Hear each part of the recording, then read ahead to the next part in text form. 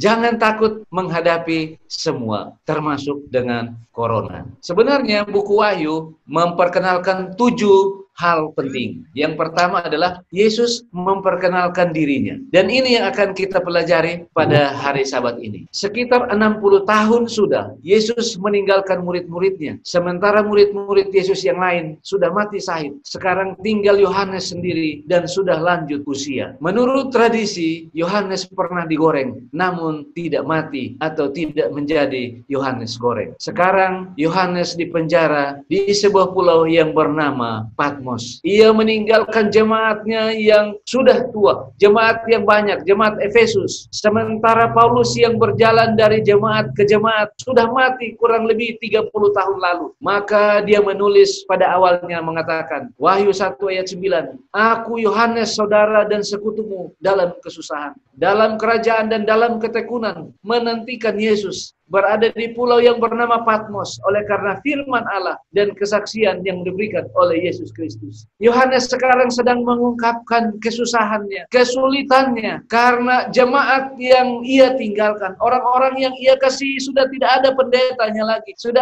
tidak ada lagi pemimpinnya karena dia sendiri sudah dibuang ke pulau Patmos. Tapi masih ada harapan. Dia mengatakan kita punya keyakinan, kita sedang menanti akan Yesus Kristus. Sementara dia menuliskan itu, maka Wahyu 1 ayat 10 menyatakan, pada hari Tuhan, aku dikuasai oleh Roh dan aku mendengar dari belakangku suatu suara yang nyaring seperti bunyi sangkakala. Sementara ia mau menyatakan kesusahan dan kesulitannya, dan dia mengatakan menantikan Yesus. Yesus menampakkan diri kepadanya pada hari Tuhan. Apa yang dimaksud dengan hari Tuhan? Hari Tuhan adalah hari Sabat. Amin. Yesus sendiri ketika kita mau mengharapkan Yesus menunjukkan dirinya kepada kita, maka Yesus menunjukkan dirinya, dan di hari Sabat ini Yesus menunjukkan dirinya kepada kita. Dia mau menunjukkan kepada kita, dan firman yang mau Dia sampaikan kepada kita pada hari Sabat ini seperti yang disampaikan kepada Yohanes adalah jangan takut. Lalu Yohanes yang sudah sangat akrab dengan Tuhan Yesus, masih ingatkah kita pada waktu perjamuan terakhir dia bersandar di dada Yesus, sahabat yang paling dekat dengan Tuhan Yesus. Mari kita baca sama-sama di Wahyu 1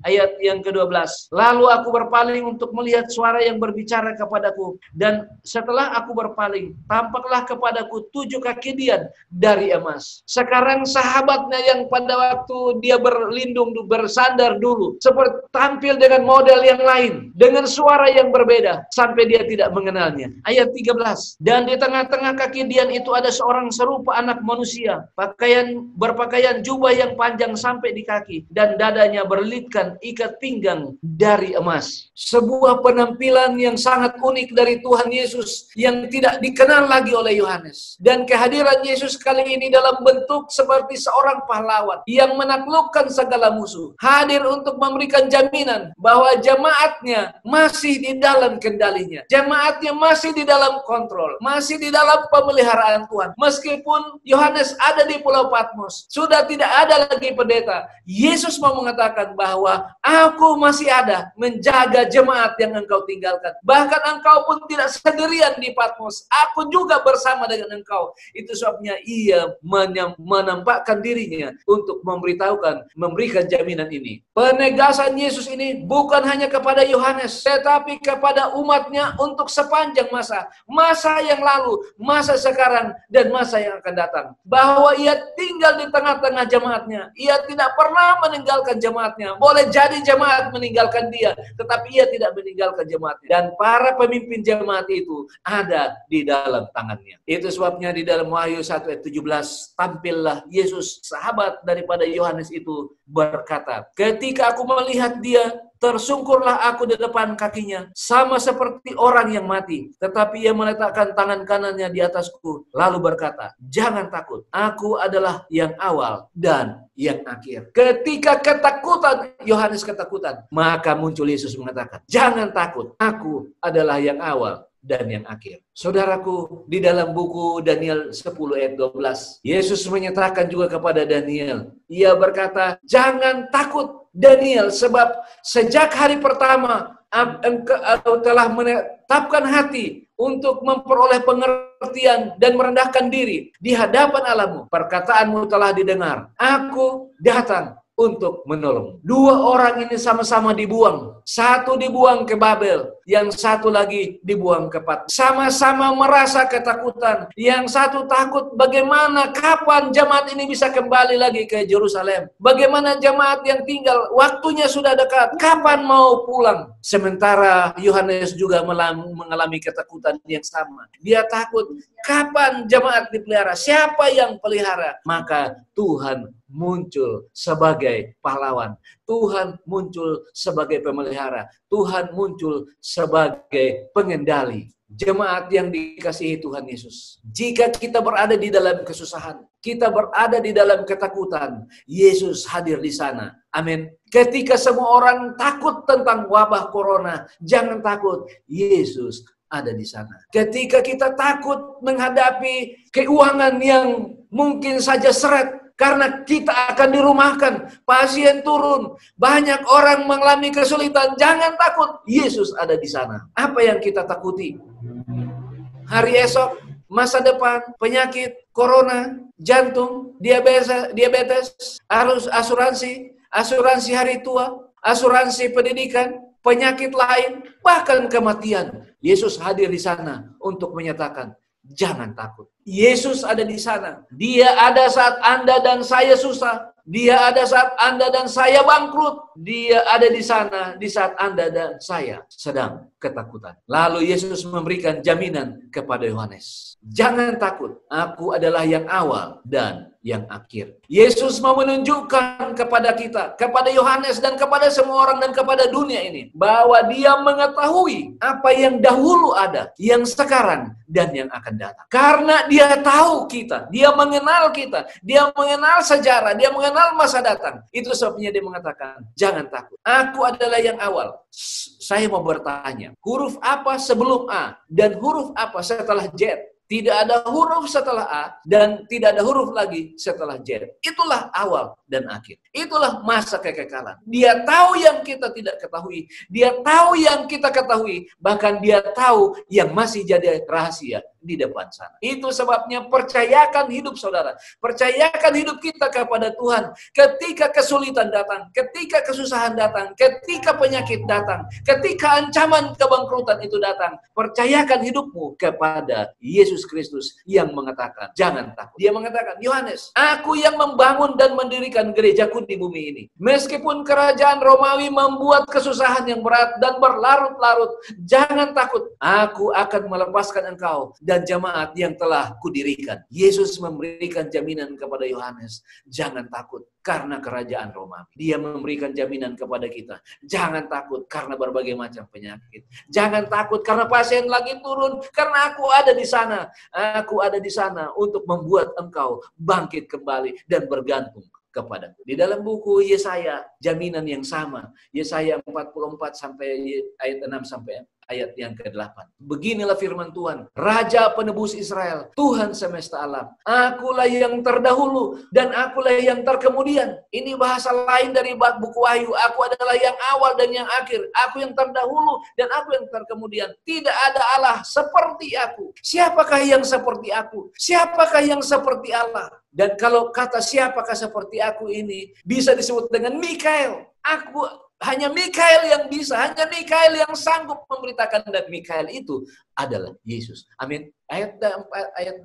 Janganlah gentar dan janganlah takut, sebab memang dari dahulu telah kukabarkan dan kuberitahukan hal ini kepadamu. Kamulah saksi-saksiku. Aku adalah Allah selain daripada aku. Tidak ada gunung batu yang lain yang tidak ada kukenal. Tuhan memberikan jaminan kepada kita bahwa tidak ada tempat berlindung yang lain kecuali di dalam. Ada ayat yang lain mengatakan, jangan berlindung kepada manusia, jangan berlindung kepada bangsawan, karena mereka akan mati, tetapi berlindunglah kepada Tuhan. Jangan berlindung kepada rupiah, jangan berlindung kepada dolar, karena dia akan turun, dia akan naik, bahkan dia akan hilang daripada darat. Tapi berlindunglah kepada Tuhan. Yang jaminan yang kedua yang diberikan oleh Tuhan Yesus kepada Yohanes adalah ayat yang ke-18.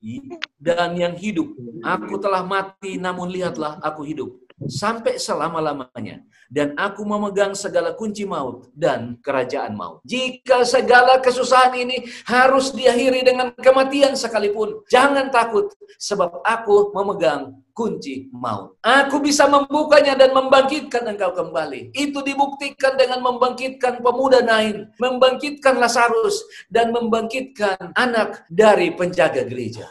Tidak ada kekhawatiran bila mana kita bergantung kepada Tuhan. Meskipun harus ada kematian itu datang, Tuhan akan membangkitkan kita kembali. Ini adalah jaminan yang pasti, jaminan yang sudah pernah dibuat, dan Dia akan buat kembali kepada saudara dan saya. Jaminan yang ketiga, karena itu tuliskanlah apa yang telah kau lihat, baik yang terjadi sekarang maupun yang akan terjadi sesudah ini. Ia mau menyatakan Dia adalah Tuhan di dalam sejarah. Dia adalah Allah di dalam sejarah. Dia yang mengendalikan sejarah, baik masa lalu, masa sekarang, dan masa yang akan datang. Kesusahan dan berbagai kesulitan akan datang silih berganti. Bahkan intensitasnya akan lebih parah dan lebih parah. Tetapi ingatlah, aku ada di tengah-tengahmu. Mazmur 91 ayat 7.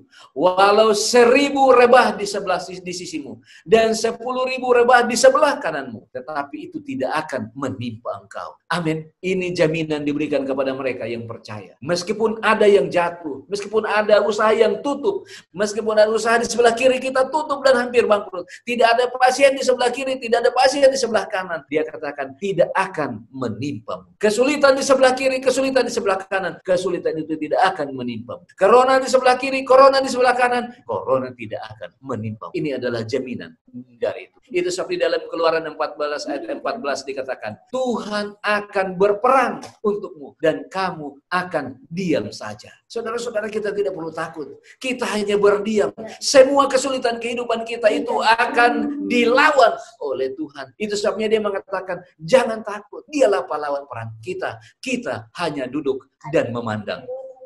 Keluaran 15 ayat 3. Tuhan itu pahlawan perang. Tuhan itulah namanya. Maka percayakanlah kepada Tuhan kesulitan hidup kita, kesulitan usaha kita, kesulitan organisasi yang kita sedang jalankan. Karena Tuhanlah pahlawan perang. Tidak perlu takut kita. Kita berdiam melihat pahlawan kita berperang. Yesaya 48 ayat 10. Sesungguhnya aku telah memurnikan engkau, namun bukan seperti perak, tetapi aku telah menguji engkau dalam dapur kesengsaraan. Jemaat Rumah Sakit Advent Medan yang dikasihi oleh Tuhan Yesus. Corona diizinkan untuk memurnikan iman kita. Pasien turun untuk memurnikan iman kita. Segala sesuatu yang sedang terjadi di tengah-tengah kita, Tuhan sedang memurnikan iman kita dan memohon kepada kita untuk bergantung sepenuhnya kepada Tuhan. Amin. Kesimpulannya, jangan takut. Karena Tuhan ada di sana. Dia ada untuk menyelamatkan rumah sakit. Dia ada untuk semua orang tahu bahwa Dia